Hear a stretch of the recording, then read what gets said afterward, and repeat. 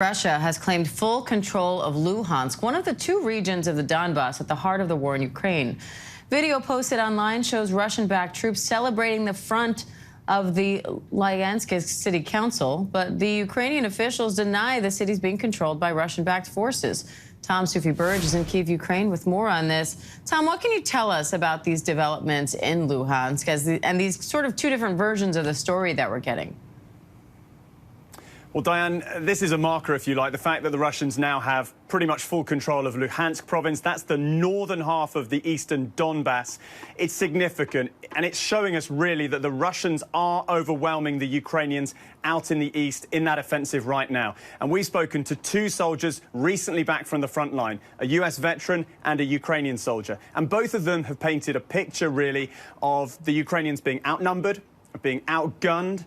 The Russians, they say, had control of the skies there. The Ukrainians are just pinned down by constant barrage of artillery.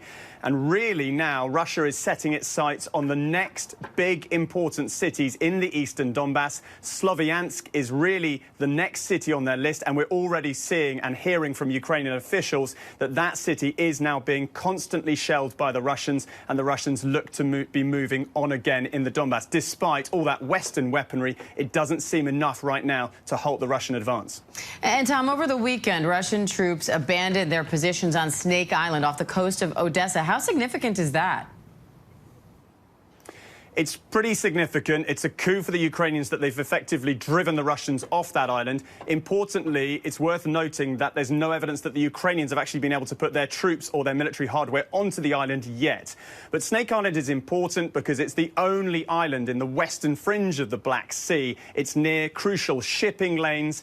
And it's also symbolic because Russia took that island on the first day of the war. It's strategically important because it gives whoever controls it a degree of control over the Black Sea. Remember, Ukraine's ports right now are still blocked because of the threat from the Russian Navy south in the Black Sea. And that's why all the food is not getting out. It's pushing up food prices all around the world. That's why that island is not only important for the war here, it's important for the entire world. It sure is. And Tom, Sweden and Finland are now one step closer to becoming members of NATO. So what else needs to happen before that becomes official?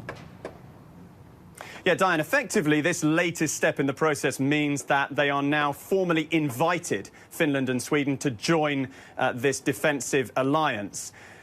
The next step, though, is that all of the national legislatures, parliaments, Congress in the US case, have to pass this, have to okay it effectively.